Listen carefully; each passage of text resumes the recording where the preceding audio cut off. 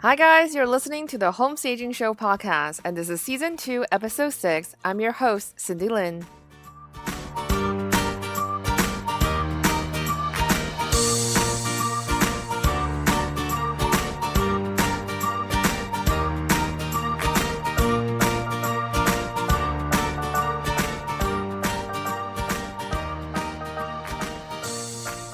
If this is the first episode that you're listening to, the show is all about learning how to create a beautiful home, whether it is for selling or for living.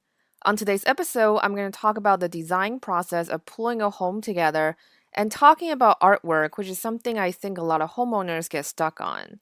They're not sure what to put on their walls, so I'm going to talk about that today and give you a few ideas on what to do.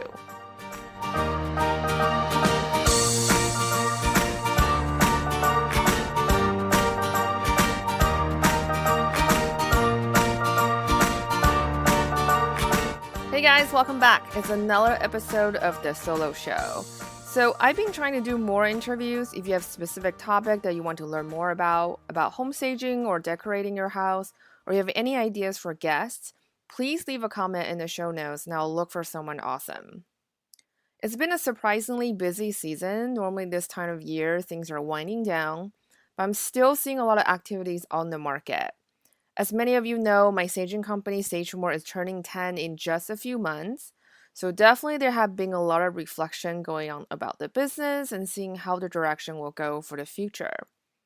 We're definitely changing a bit of direction next year, and one of the major changes we started with is to give EcoJo a little bit more love and independence from the staging company. Right now, the EcoJo website is pretty much merged to the Stagemore website. And actually, yesterday, I just made a new website live for ecojokids.com. For those of you who are not familiar with EcoJo, in real estate, there's a superstition of burying a St. Joseph statue for good luck in selling your home. You bury a statue of St. Joseph and pray to him for good luck in selling your house. We had designed and manufactured an eco-friendly version named EcoJo, who's made with 100% clay. He's all natural and won't harm the earth. You can find out more about him on our website at www.ecojokids.com. ECOJOEKITS.com. Well, I literally just finished redoing the whole website yesterday for EcoJo. It is still a work in progress. I'm working on a private area just for our wholesaler based on one of the suggestions that I've gotten, but it's coming along nicely overall. We're also planning to add more to the EcoJo shop to make it a more robust resource and web shop so that we can provide helpful tips, products, and courses to help people sell. This is something that's really overarching idea behind everything that we do nowadays. As you know, I feel very strongly about the benefits of home staging. It's becoming a mission to do more education on that. So on today's show, I want to talk about styling and decorating and pulling your house together. I was listening to this podcast, Elise Gets Crafty, where she interviews creatives about their work. On this particular episode, she was interviewing the husband and wife team bloggers behind Young House Love. They were on the show to discuss and promote their new book, Lovable Livable Home. If you're not familiar with Young House Love, it's a blog where a couple documented their process and how they remodel their home. They used to blog every day and they DIY a lot throughout the entire process and documented pretty much everything. The blog then get turned into their first book, Young House Love, and now here's a second book that they're talking about on the show. This particular podcast was really more about how they wrote a book, the business side behind it, and their approach, but I got really inspired listening to it. Because I loved their thought process and I thought their philosophy behind their new book was a very approachable way to design your home. It also just so happened that I was at a family event this week where I was surrounded by family members asking for design solutions, especially about empty walls, what to put on them, and how to hang artwork. So I thought this would be a perfect time to talk about this. I also saw quite a few remodel projects this week for home staging, so I want to chat about remodeling for a little bit as well, since we also discussed it with Michelle Finnemore in last week's podcast interview. That was a really great episode for both homeowners and home stager. I'm sorry, for home stagers listening. So if you haven't checked it out, definitely give it a listen. So the first thing I want to talk about is what is perfect. So I think a lot of times we have this idea in our heart, in our head, that we want our home to be perfect, our job to be perfect, and our lives to be perfect. Well, I can't really help you with the job or the lives, but I can help you with the home part. And I think that is totally human nature to want to have a perfect interior. And it's something we definitely strive for. And it's a great goal to have. But a lot of times we don't realize that design can be a long term game. It's not something you can just do it and finish in one weekend. And it doesn't have to be painful, like forcing yourself running the entire time through an entire marathon in one sitting. Design really is a process. I've learned this many times when I work for companies like Anthropology and Ralph Lauren. Even though they are derivatives from the corporate, it doesn't matter. It's still a process. So you see the inspiration, you see what a corporate wants, and then you interpret it for your window. Because not every store is going to be exactly the same, cookie cutter. So as a designer, you put your own spin on it, but that still stays on brand. And it's still a cohesive look that ties the entire store together. So, yeah, design is really a process. It takes time to really hone in and figure out what is the right thing to do and what works for your budget and your time and your purpose. So, it takes time to not only figure out what you want, it also takes time to hone and grow your aesthetics. Your lifestyle will change as time changes, so it is really important to keep that in mind when you make design decisions. And this is why I'm also a big fan of experimenting and playing, because I think that's probably the most valuable lessons I've ever learned when I was doing visual at Anthropology. Before building a full display, we would draw out the concepts on paper and then prototype it, just like building a small scale one, and then figure out how we can take this on a larger scale and if it can be scaled. It is the same process when it comes to design. What I really love about what Young House Love people were talking about was that their approach of redoing and remodeling their own homes in phases. So you go from phase one, it can be something really small like changing the hardware, and then you move on to repainting maybe just one cabinet to something that's a really big project like changing out the entire kitchen cabinet, like the higher level stuff. So I like this idea a lot because this is a great way to make something that seems very daunting way more approachable. And this is very applicable for either selling your home or decorating your home to live. While you're walking yourself through these different phases, your skills and abilities will also improve and grow. And then the harder projects will seem less daunting to you than trying to tackle it head on in the beginning. Think about like playing a video game like Super Mario, which is the only video game I really know how to play. So you have to follow the levels, you have to break through in each one and work your way up to save the princess. That's how Super Mario works. Same thing with design. So, there's no way from day one you would know how to put plaster on the wall or how to drywall your living room. It's just the same thing. You start from the small things and you hone and you learn more skills as you go. And it's the same thing about remodeling. So you also don't have to make things perfect on the first day, but you can make it livable on day one. It's definitely a process when you move from phase one to phase two to three to and so on. Do things in steps like starting from changing the hardware, then building upon that and play with different solutions. And I would say definitely try before you fully commit. So, like painting, I always recommend painting one corner first to test the colors, then fully commit it if that's what you want. It's the same thing about testing trends. There are a lot of cool DIY stuff out there. Like you can paint your walls on ombre color, and you may look really awesome on Pinterest, but then you may end up hating it when you live with it. So you never know until you do it. And through this process, it will also help you define what is perfect for you. The same idea can also be applied to staging your home. A lot of times I see people get stuck because they feel overwhelmed. If you approach things in phases, it will help you digest it and break tasks down. And it's the same thing too with staging. A lot of times I see people try to be perfect. They try to do this thing perfect, but they get stuck and they don't see the overall picture. So really, like I always say when you're in the process of staging, if you're stuck, just step away and then come back later on. The goal is that you have that end point in mind, say like whether you're doing DIY project or doing staging, it's always good to give yourself a timeline. So when I'm staging houses, we are basically on the time crunch because pretty much our projects have to be finished in one day. So usually I'm thinking like, okay, so we start loading up the truck at 8, we get to the house around 10:30. So ideally everything needs to be out and unloaded by 11:30. And then we start making the bed. So at 1 o'clock after lunch, we should start steaming the bed and so on. So you kind of have a rough timeline in your head.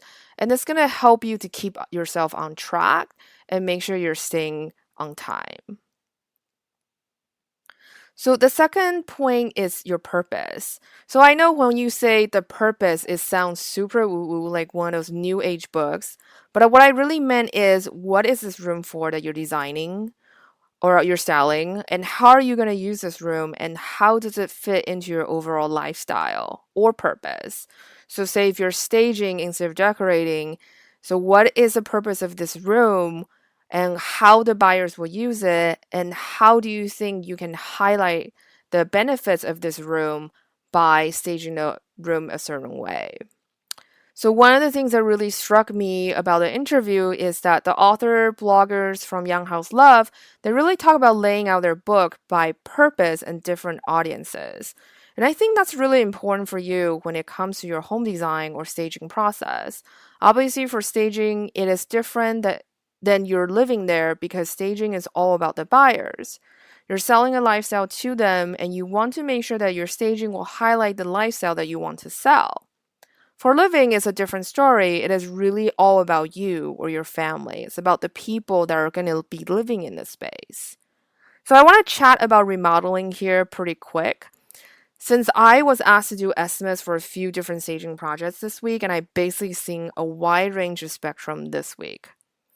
I think that it is great that you're remodeling your home, but if you know that you will be selling the home down the line, you really have to think about the return on investment. Unless you just really don't care, then that's fine. We don't even need to have this conversation. But for most sellers, I do feel like this is something that they should take into consideration. One of the most painful mistakes I've seen homeowners make is that they over remodel or select finishes that are expensive, but they're disconnected from each other. You're not really getting a great overall effect. So, from a project I saw this week, they have this beautiful walnut finish. It's basically like a slab of wood. It's a very organic material that they selected for their kitchen countertop, but it's against very very sleek design, very sleek, very modern, like shiny slingless and stuff like that. It just doesn't really go together. So while I can see the homeowner pick top of the line stuff for each component of their design, but it feels disconnected and disjointed because they don't really relate to each other. And when you're styling your home or staging, that's the thing. I'm talking about this later on when I talk about artwork. It's the same thing. It's like all these pieces need to relate to each other one way or the other. They need to have a theme, a thread that connects them all together to make the interior make sense. So that's a very painful mistake that I see pretty often. When you remodel based on a very specific taste, the more specific that you are, the harder it is to sell. I also saw a house this week where they had texture accent walls with light speckles in them. I know it's incredibly expensive to do, but it's also a very specific taste not everyone will appreciate. It will also be difficult and expensive to update. So you have to also think about the maintenance issue. Like white marble countertop is incredibly popular, especially you see that a lot in interior design blogs and magazines. but they can also be hard to maintain depending on your lifestyle. I was on a photo shoot recently. This particular house that we shot at was already pretty well photographed. When we shot it this summer, it had just had a feature in Domino magazine before we were there to shoot for an interior design book. So the homeowner had this beautiful white marble countertop they just finished. We were shooting a brunch scene when we had these glasses of juices, and because of the acid in the juice, it left these glasses left these rings in the countertop.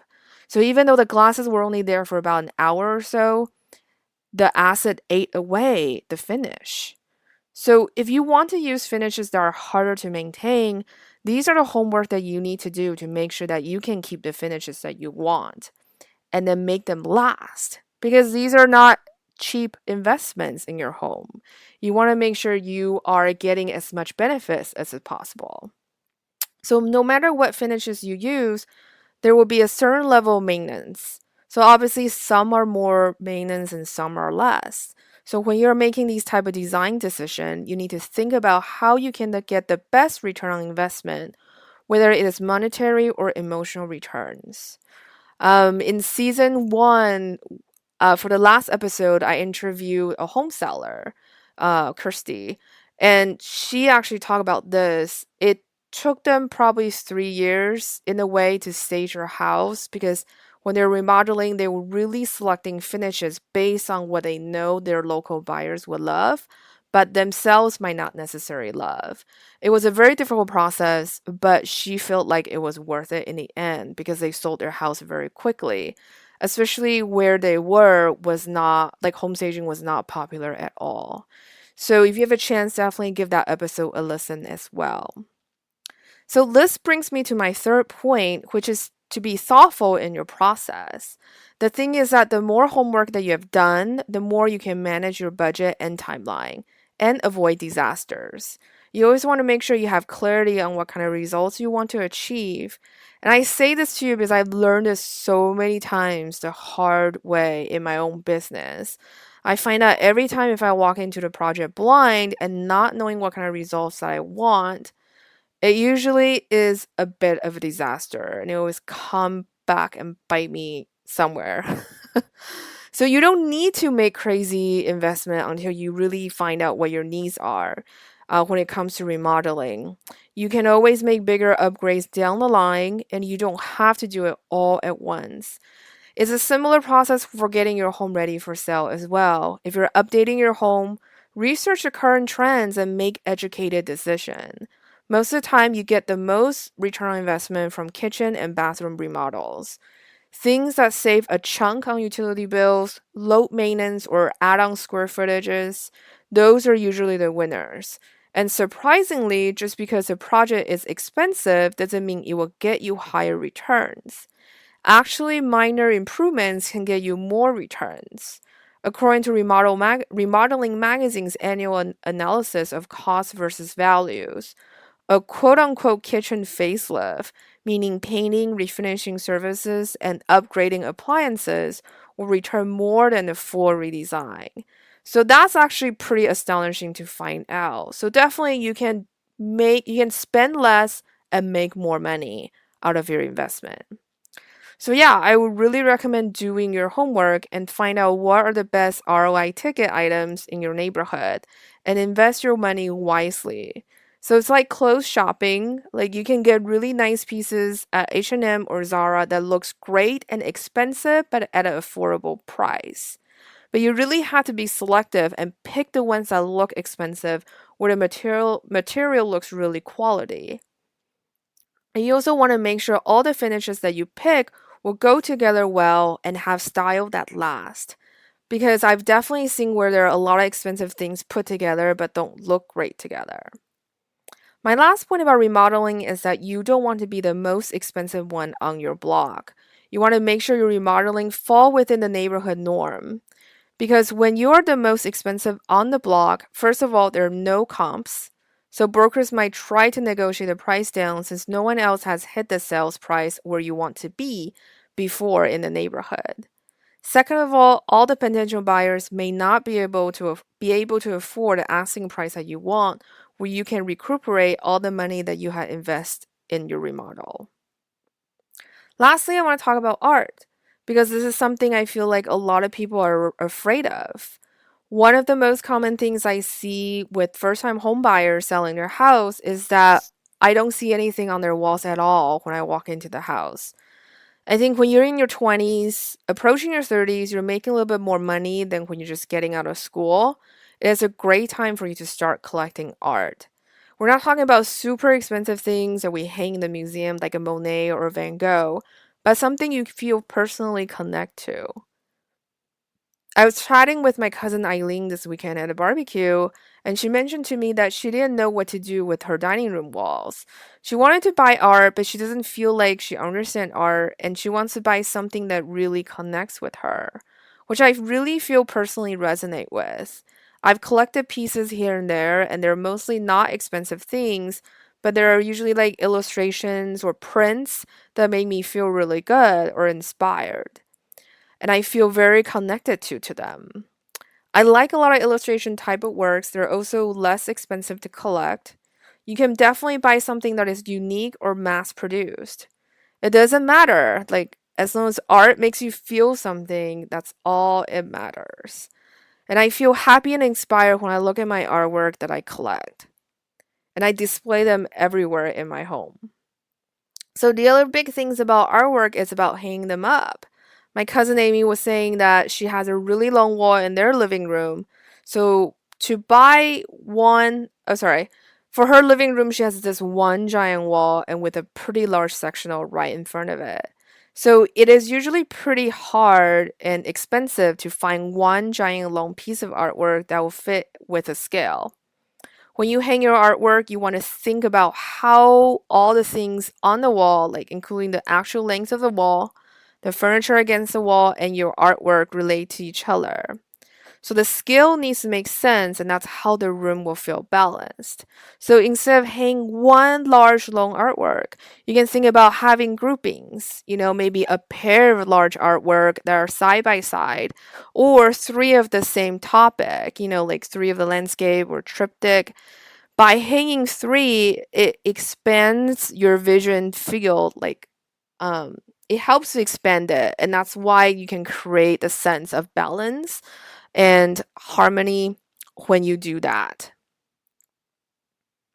So when you hang the artwork, you really have to think about everything in relations to the wall and how the scale will work for the pieces. Ultimately, the scale needs to make sense, and that's how the room will feel great. The most common mistakes I see is usually either hanging artwork too high or the scale doesn't work for them. To make the wall feel that you have filled it in, you can do a grouping, which is one of the easiest way to resolve the issue of having a really long wall. One of the most foolproof way to do that is you can do cutouts. You can take butcher paper or something like that and cut out the size of the artwork and literally arrange them on the walls until you feel like they look good to you. You don't have to do artwork either. You can do decorative plates, kids' artwork, family photos, anything. So I have this weird thing where I collect plates, and I will actually go to the sale section of the Anthropology and go through their plates on sale. I usually can find really good deals that way in Anthropology. Because I think anything buying full price at Enthro is kind of crazy. So, and I'll put a plate hanger on my plate and I'll hang them on the wall, and I can change them periodically. And, it's great. It's both functional and decorative. You can also frame kids' artwork, beautiful wrapping paper, basically anything that has pattern graphic or even magazine cutouts. I've also made my own artwork when I don't have anything that's the right size in my inventory for staging. I once custom made these canvases and basically stretched pattern fabrics over them to use them as artwork. So there are tons of possibilities out there. You can definitely find a lot of great DIY tutorials on Pinterest as well. And one of the things I was talking with my cousin Amy, she mentioned that um, I was complimenting on these photo frames that she had, and she's like, "Yeah, I got them on sale at Pottery Barn." And one of the ways to make a frame looks very expensive is actually the mat. So, because you want to have that texture, right? So the ones that she bought I really like had these linen mats.